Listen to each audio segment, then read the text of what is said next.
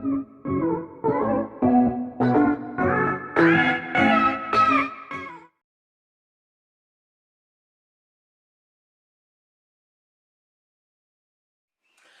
दोस्तों, एक बार फिर से आपका स्वागत है मेरे चैनल पे। इस वीडियो में अपन देख रहे हैं अपनी जो सीरीज चल रही थी, सीरीज का लास्ट वीडियो जिसमें अपन पढ़ रहे थे डाइजेशन को भी अपन ने 4 वीडियो में देखा।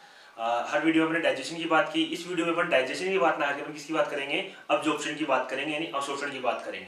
तो पहले 4 वीडियो मैंने देखा कि जो भोजन था, जो जटिल रूप में था, जो कॉम्प्लेक्स फॉर्म में था, उसे अपन ने क्या किया, सरल यानी सिंपल फॉर्म में क्या कर लिया, चेंज कर लिया।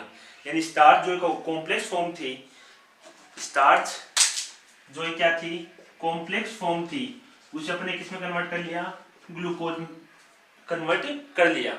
साथ में कुछ और मोनोसेक्राइड्स भी अपने पास, जैसे अपने पास गैलेक्टोज है, अपने पास फ्रक्टोज है,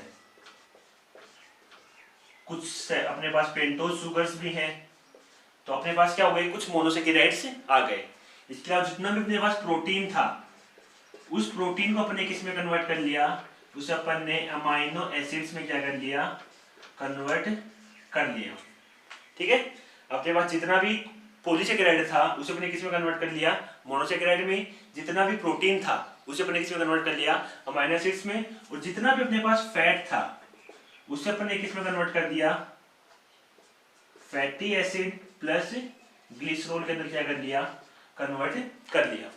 अब क्या करेंगे अपन, जितना भी अपने पास ये क्या थी, अपनी कॉम्प्लेक्स फॉर्म यानी जटिल अणु, ये क्या थी, अपनी सिंपल फॉर्म यानी सरल अणु। तो जितने भी सरल अणु है, जो सिंपल फॉर्म ऑफ फूड है, उसका क्या किया जाएगा, यहाँ से अब्जॉर्प्शन यानी अवशोषण किया जाएगा। अवशोषण में करेंगे क्या, अवशोषण होगा कहाँ पे, अवशोषण मेनली जो अवशोषण होगा वो कहाँ पे होगा, आंत्र में होगा, इंटेस्टाइन में होगा। इंटेस्टाइन के अंदर जो अब्जॉर्प्शन होगा, अब्जॉर्प्शन से जितना भी सिंपल मॉलिक्यूल्स है ये कहाँ पे जाएंगे, ब्लड में जाएंगे। और ब्लड के थ्रू जहां भी इनकी आवश्यकता होगी, जहां भी इनकी रिक्वायरमेंट होगी, चाहे वो सेल्स में हो, चाहे वो लीवर में हो, जहां भी रिक्वायरमेंट होगी वहां क्या कर दिया जाएगा, ब्लड के थ्रू इनको पहुंचा दिया जाएगा। ब्लड अपन जानते हैं, ब्लड एक ट्रांसपोर्टिव ऑर्गन की तरह काम करता है, जो अपने क्या करता है, जो पूरा सर्कुलेटरी सिस्टम हो क्या करता है, ट्रांसपोर्ट करता है। तो वो क्या करेगा, इन सारे सिंपल फूड मॉलिक्यूल्स को क्या करेगा, ट्रांसपोर्ट करेगा। तो अपन सबसे पहले बात करते हैं कि जो अब्जॉर्प्शन की जो प्रोसेस होगी वो कहाँ से स्टार्ट होगी। तो नॉर्मली मैंने कहा कि जो मोस्टली जो अब्जॉर्प्शन होगा वो कहाँ पर होगा, इंटेस्टाइन में होगा, यानी आंत्र में होगा।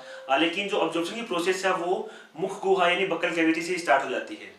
मुख गुहा के अंदर वैसे नॉर्मली ना तो कार्बोहाइड्रेट का, ना प्रोटीन का और ना ही वसा का किसी भी पदार्थ का अवशोषण नहीं होता, बल्कि कुछ मेडिसिन होंगी, कुछ दवाइयां होंगी जिनका अवशोषण क्या हो सकता है, मुख गुहा यानी बक्कल कैविटी में हो सकता है। वो दवाइयां जो बहुत जल्दी असर करती हैं, जैसे कुछ दवाई, जैसे सर दर्द की दवाई है जो बहुत जल्दी 2 मिनट या 5 मिनट में असर करती है।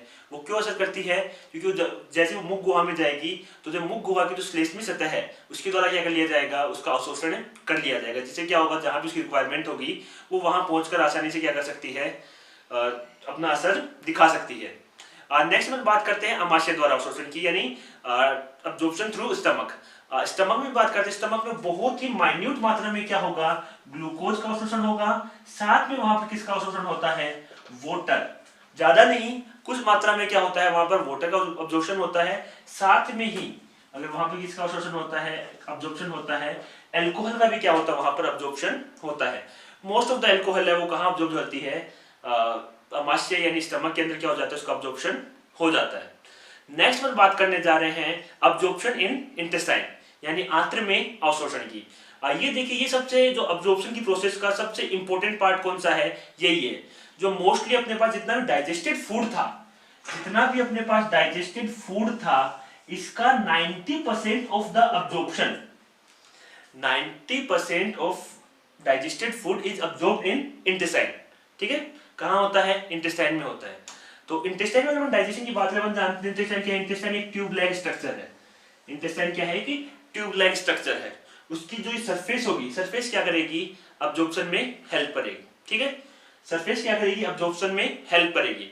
लेकिन अगर हम जानते हैं कि जो सरफेस है बहुत कम है, जितना अपन ने फूड लिया है उस फूड के हिसाब से सरफेस क्या है, बहुत ज्यादा कम है।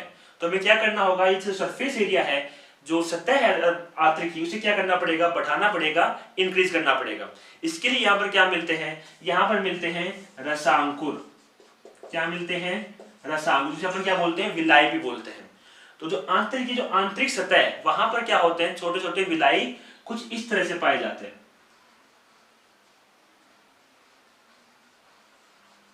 कुछ इस तरह से क्या होगा, आंतरिक सतह के ऊपर विलाई पाए जाएंगे। ये विलाई क्या करेंगे, जो अब्जॉर्प्शन का एरिया है, अवशोषण का जो एरिया है, जो सतह है, उसको क्या कर देंगे, बहुत ज्यादा बढ़ा देंगे।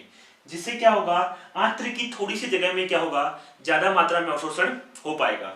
यहाँ पर अपने डायग्राम है, एक नॉर्मल विलाई का डायग्राम है, एक रसांकुर का डायग्राम है, जिसमें अपन देख सकते हैं जो अलग अलग भाग है उनके बारे में अभी अपन डिटेल में देखते हैं।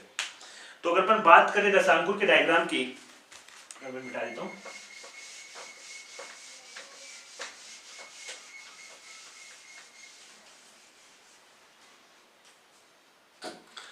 ये क्या है, इसकी जो आउटर सरफेस है ये है, एपिथेलियल सतह है इसकी, जो क्या है, रसांकुर की आउटर सतह। हमें क्या देखना है, हमें मोस्टली इस वाले पार्ट को देखना है।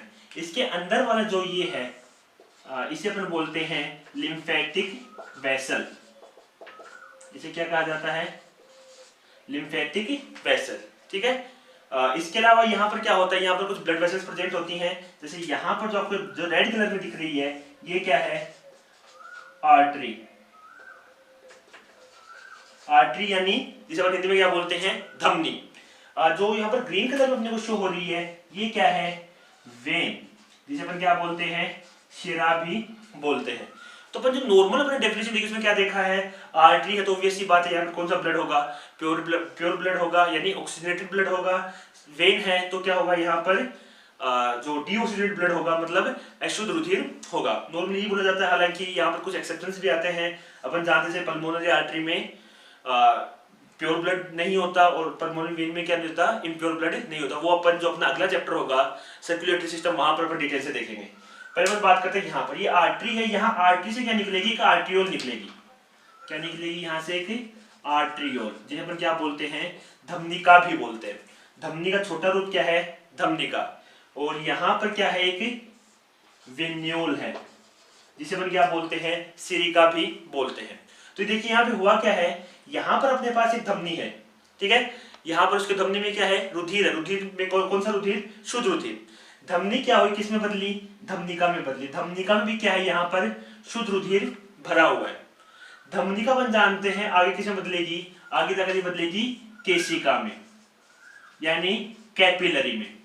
ध्यान रखिए, किससे बदलेगी, केशिका यानी कैपिलरी में क्या होगी, कन्वर्ट होगी। अब देखिए केशिका क्या होती है, यानी कैपिलरी क्या होती है। कैपिलरी क्या है, जो भी अपने सर्कुलेटरी सिस्टम की जितनी भी ट्यूब्यूल है, जितनी भी वाहिकाएं हैं, उनमें सबसे पतली वाहिका जो होगी वो कौन सी होगी, केशिका होगी।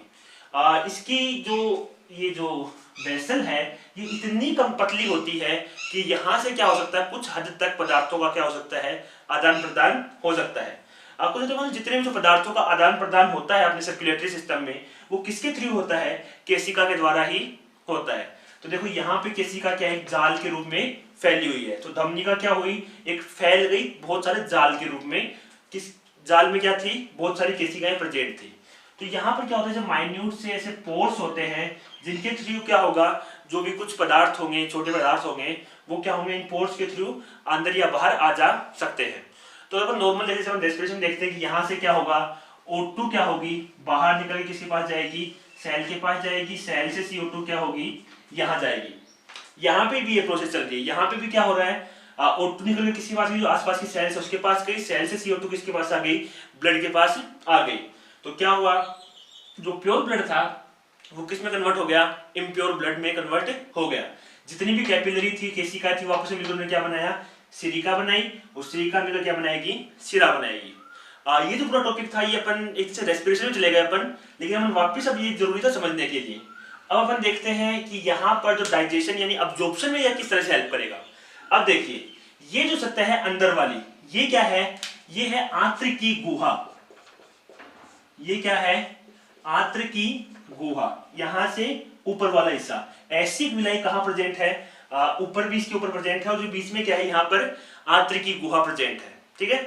अब आंतरिकी गुहा में अभी क्या हुआ है, आंतरिक गुहा में अभी अभी डाइजेशन की प्रोसेस क्या हुई है, कंप्लीट हुई है। मतलब यहाँ पर अभी अभी जो स्टार्च था, जो पॉलीसेकेराइड था, वो किस में बदला है, मोनोसेकेराइड में बदला है। यहाँ पर जो क्या नाम प्रोटीन था वो किस में बदला है, अमीनो एसिड में बदला है। और यहाँ पर जो वसा थी वो किस में बदली है, वसीय अम्ल और ग्लिसरॉल में बदली है। अभी जो सरल अणु है इनका भी क्या करना है, अवशोषण करके इनको कहाँ पहुंचाना है, ब्लड के अंदर पहुंचाना है। तो होगा क्या यहाँ पे, यहाँ आर्टरी से ब्लड यहाँ पे आएगा, केशिका के पास आएगा। केशिका यानी कैपिलरी में क्या होगा, यहाँ से जो बाहर प्रेजेंट थे गुहा में, जो यहाँ पर क्या प्रेजेंट थे, जैसे ग्लूकोज प्रेजेंट था, यहाँ पर क्या थे, अमाइनो एसिड्स प्रेजेंट थे, यहाँ पर ग्लिसरॉल प्रेजेंट था, और यहाँ पर जैसे फैटी एसिड्स प्रेजेंट थे।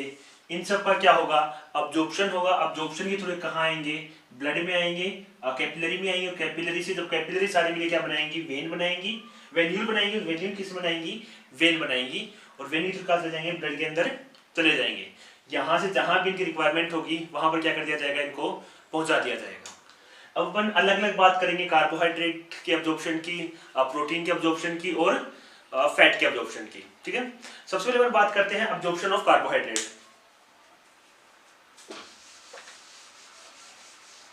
सबसे पहले अपन बात करते हैं अब्जॉर्प्शन ऑफ कार्बोहाइड्रेट्स। देखिए कार्बोहाइड्रेट जब अपने भोजन के रूप में लिया था तो अपने किस रूप में लिया था, पॉलीसेकेराइड के रूप में लिया था, जो फॉर्म क्या थी, स्टार्च थी। अब इस पॉलीसेकेराइड को अपने क्या कर लिया, अब बहुत सारे मोनोसेकेराइड फॉर्म के अंदर अपने क्या कर लिया, कन्वर्ट कर लिया। आज जिनमें से मेनली है फ्रक्टोज है, पेंटोज है, गैलेक्टोज है और ग्लूकोज है। इन सब में क्या अपन इनको कन्वर्ट कर लिया। अब यहाँ पर जो ग्लूकोज और गैलेक्टोज है वो कौन सा मोड कहाँ मिलेगी, जो ग्लूकोज और गैलेक्टोज है वो किसके थ्रू ट्रांसपोर्ट करेंगी, वो करेंगी एक्टिव ट्रांसपोर्ट। वो क्या करेंगी, एक्टिव ट्रांसपोर्ट। और जो फ्रक्टोज है वो क्या करेगी, पैसिव ट्रांसपोर्ट। अब देखिए एक्टिव ट्रांसपोर्ट और पैसिव ट्रांसपोर्ट क्या होता है, यहाँ पर क्या होगा, अगर इसकी कंसंट्रेशन है, ये क्या है, जैसे मान लीजिए ये अपने आंत्र है, यहाँ पर क्या है, ब्लड वेसल है। तो यहाँ पर क्या है, जो फ्रक्टोज की कंसंट्रेशन है ये यहाँ पर क्या है, आंत्र की गुहा में क्या है, ज्यादा है और ब्लड के अंदर क्या है, कम है। तो पैसिव ट्रांसपोर्ट क्या होता है, जब कोई भी मॉलिक्यूल अधिक कंसंट्रेशन से low concentration, higher concentration to low concentration जब ट्रांसपोर्ट करता है तो इसमें क्या बोलते हैं, पैसिव ट्रांसपोर्ट बोलते हैं। तो यहाँ पर इसे किधर से किधर जाना है, इसको यहाँ से यहाँ जाना है। इधर कंसंट्रेशन ज्यादा है, इधर कंसंट्रेशन क्या है, कम। तो कोई मॉलिक्यूल होगा वो higher concentration to lower concentration आसानी से बिना किसी एनर्जी रिक्वायरमेंट की क्या कर सकता है, मूवमेंट कर सकता है। तो इसने क्या किया, यहाँ पर इस तरह से मूवमेंट कर लिया। लेकिन वहीं पर बात करें ग्लूकोज और गैलेक्टोज की, तो इनकी जो कंसंट्रेशन होगी वो ब्लड में क्या होती है, ज्यादा होती है। क्योंकि हम जानते हैं ब्लड में ऑलरेडी क्या होता है, ग्लूकोज होता है। जैसे मैंने पहले खाना खाया था उसका ग्लूकोज अभी भी क्या हो रहा है, ब्लड के अंदर घूम रहा है। यहाँ पर क्या है, ग्लूकोज धीरे धीरे उसका क्या हो रहा है, अब्जॉर्प्शन हो रहा है। तो अंदर यहाँ पर कंसंट्रेशन थोड़ी क्या रहेगी, कम रहेगी। तो उस कंडीशन में यहाँ पर कौन सा ट्रांसपोर्ट होगा, एक्टिव ट्रांसपोर्ट होगा। एक्टिव ट्रांसपोर्ट क्या होता है, जब अपन किसी भी मॉलिक्यूल को lower concentration to higher concentration भेजते हैं, मतलब कम सांद्रता से अधिक सांद्रता की तरफ भेजते हैं, तो उस प्रकार के ट्रांसपोर्ट को क्या बोलते हैं, एक्टिव ट्रांसपोर्ट या फिर सक्रिय अभिगमन बोलते हैं। अब ऑब्वियस ही बात है, ये जो नॉर्मल जो रेशियो है, जो मतलब नॉर्मल जो मूवमेंट है, जो हाई टू लो है, उसकी क्या होता है, बिल्कुल ऑपोजिट होता है, बिल्कुल विपरीत होता है। तो इस कंडीशन में यहाँ पर किसकी रिक्वायरमेंट होगी, एनर्जी की रिक्वायरमेंट होगी। किसकी रिक्वायरमेंट होगी, एनर्जी की रिक्वायरमेंट होगी। तो ग्लूकोज और गैलेक्टोज जो है वो क्या करेंगे, एनर्जी का यूज करके एक्टिव ट्रांसपोर्ट के थ्रू आंत्र से कहां पे आएंगे, ब्लड में आएंगे। वहीं फ्रक्टोज है वो बिना किसी एनर्जी के क्या करेगा, इजीली इंटेस्टाइन टू ब्लड क्या कर लेगा, मूवमेंट कर लेगा। अगर अपन रेट ऑफ अब्जॉर्प्शन की बात करें तो जो अपनी जो नॉर्मल इंटेस्टाइन होती है वो पर घंटे पर आवर क्या करती है, 120 ग्राम ऑफ ग्लूकोज क्या करती है, अब्जॉर्प्शन करती है। तो ग्लूकोज की जो दर हो गई, अवशोषण की दर हो गई, वो क्या हो गई, 120 ग्राम प्रति घंटे। अब बात करते हैं जो भी अपन ने शर्करा में उसका अवशोषण किया है वो कहाँ जाएगी, जो ग्लूकोज होगा वो कहाँ पहुंचा दिया जाएगा, सभी कोशिकाओं के पास पहुंचा दिया जाएगा। इसके उसके बाद में कुछ अतिरिक्त ग्लूकोज बचता है, जैसे मान लीजिए यहाँ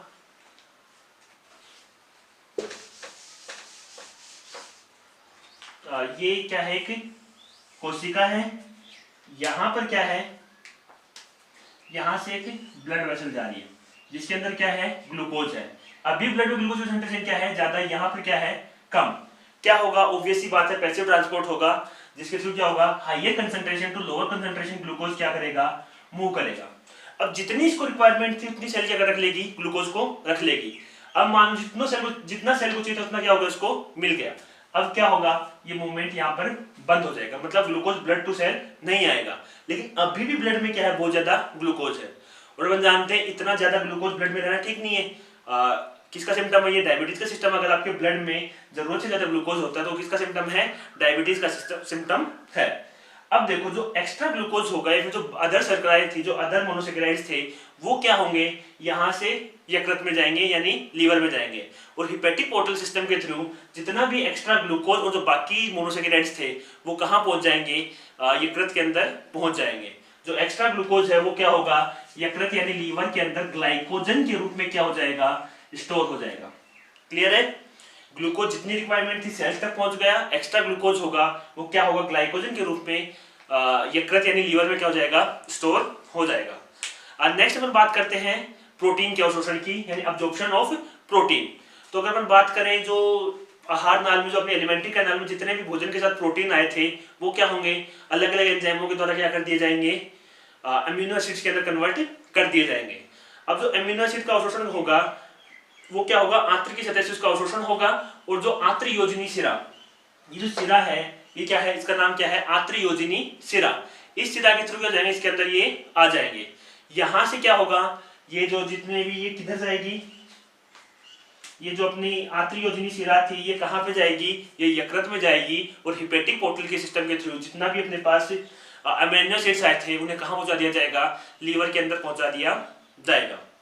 अब नेक्स्ट हम बात करते हैं अब्जॉर्प्शन ऑफ फैट की, यानी अब्जॉर्प्शन ऑफ फैट यानी वसा का अवशोषण। तो जो वसा था उसे क्या किया था अपन ने, लाइपेज एंजाइम की मदद से, वसा को अपन ने लाइपेज एंजाइम की मदद से क्या किया था, वसीय अम्ल प्लस ग्लिसरॉल में क्या कर दिया था, कन्वर्ट कर दिया था। वसीय अम्ल प्लस ग्लिसरॉल में क्या कर दिया था अपन ने, कन्वर्ट कर दिया था। अगर अपन बात करें ग्लिसरॉल की, तो ग्लिसरॉल क्या है, एक 3 कार्बन युक्त का एक छोटा कार्बोहाइड्रेट ही एक तरह से, और जल में क्या होता है, ये आसानी से घुलनशील होता है। ठीक है, तो ये क्या होगा, जल में घुलनशील होकर आसानी से क्या हो जाएगा, इसका अवशोषण हो जाएगा। लेकिन वहीं हम बात करें वसीय अम्ल की, तो वसीय अम्ल का जो अवशोषण होगा, अब्जॉर्प्शन होगा, 2 तरीके से होगा। वो किस पे डिपेंड करेगा, इसके अनुभार पे, इसके मोलिकुलर वेट पे डिपेंड करेगा। जो लेसर मोलिकुलर वेट वाले, जो कम मोलिकुलर वेट वाले जो वसीय अम्ल होंगे वो क्या होंगे, आसानी से इस सिरा के द्वारा क्या हो जाएंगे, अवशोषित कर लिए जाएंगे। लेकिन मान लीजिए किसी वसीय अम्ल, किसी फैटी एसिड का जो मोलिकुलर वेट था वो क्या था, बहुत ज्यादा था, तो किस तरह का होगा, वो हाइड्रोफोबिक हो जाएगा, यानी जल विरागी हो जाएगा। और अगर कोई चीज जल में अघुलनशील है तो ब्लड के अंदर सर्वाइव नहीं कर पाएगी, मतलब ब्लड के अंदर रह ही नहीं पाएगी, तो उसका जो अब्जॉर्प्शन होगा वो ब्लड के थ्रू नहीं होगा। उसे क्या होगा, इस लिम्फेटिक वेसल के थ्रू क्या किया जाएगा, जो हायर मोलिकुलर वेट वाली जो वसीय अम्ल है उसका क्या किया जाएगा, अब्जॉर्प्शन किया जाएगा। ये जितनी भी क्रिया हुई है ये हुई है स्मॉल इंटेस्टाइन यानी छोटी आंत्र में। अब हम बात करते हैं बड़ी आंत्र में अवशोषण यानी अब्जॉर्प्शन इन लार्ज इंटेस्टाइन। ठीक है, तो जो जितना भी भोज्य पदार्थों का अवशोषण था वो क्या हो चुका था, छोटी आंत्र में पूरा हो चुका था। बड़ी आंत्र में कार्बोहाइड्रेट, वसा, प्रोटीन, इनमें से किसी का भी अवशोषण नहीं होता। यहाँ पर क्या होता है, कुछ मात्रा में खनिज लवणों का और जल का क्या किया जाता है, अवशोषण किया जाता है। जो भोजन था उसमें जो जल था उसका क्या किया जाएगा, जो बड़ी आंत्र का जो कोलन भाग होगा वो क्या करेगा, उस जल को अवशोषित कर लेगा। इसके अलावा जो अवशोषण के दौरान बड़ी आंत्र के का मुख्य कार्य क्या है कि इसकी जो श्लेष्म सतह है वो क्या करती है, जो कुछ भारी धातुएं हैं जैसे लोहा है, कैल्शियम है और इसके अलावा कुछ और जो भारी धातुएं हैं उनके उत्सर्जन में क्या करती है, सहायता करती है। कौन कौन करती है, बड़ी आंत्र करती है। ठीक है, अब देखिए अपन ने फूड लिया, स्टार्ट कहाँ से हुआ था, मैं वापस समरी कर रहा हूँ। फूड लिया, स्टार्ट कहाँ से हुआ था, मुख गुहा से बकल कैविटी से स्टार्ट हुआ था, जहाँ पे अपन ने क्या किया था, उसके अंदर सलाइवा ने लार मिक्स की थी, वो क्या हुआ था, फिर ग्रासनाल में आया था, ग्रासनाल से कहाँ आया था, अमाशय में, जहाँ पे अपन उसमें क्या किया, जठर रस को मिक्स किया यानी गैस्ट्रिक जूस को सिक्रेशन किया। फिर वहां से वो कहाँ गया, ड्यूडेनम यानी ग्रहणी में गया, जहाँ पर क्या हुआ था, पित्त रस यानी बाइल जूस और पैनक्रेटिक जूस यानी अग्नाशय रस क्या था, प्रेजेंट था। वहां से आगे इसके अंदर क्या सीक्रेट मिलेगा, इंटेस्टाइनल जूस मिलाया जाएगा, जिससे क्या होगा, जितना कंप्लीट भोजन था उसका क्या हो जाएगा, डाइजेशन हो जाएगा, पाचन हो जाएगा। पचित भोजन का अवशोषण क्या हुआ, छोटी आंतरिक में क्या हुआ, उसका अवशोषण हुआ। और जो थोड़ा बहुत खनिज लवण जो बचे थे उनका अवशोषण कहाँ पे हो गया, बड़ी आंतरिक के सेकंड भाग यानी कोलन में हो गया।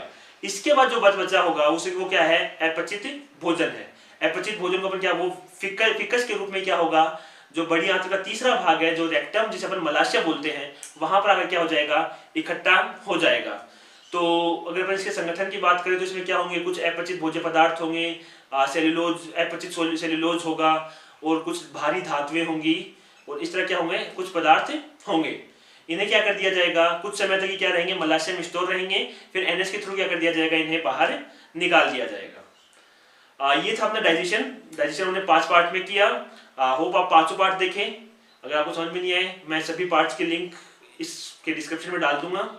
अगर आपको वीडियो पसंद आया तो प्लीज़ लाइक कीजिए, शेयर कीजिए और सब्सक्राइब कीजिए मेरे चैनल को। Thank you.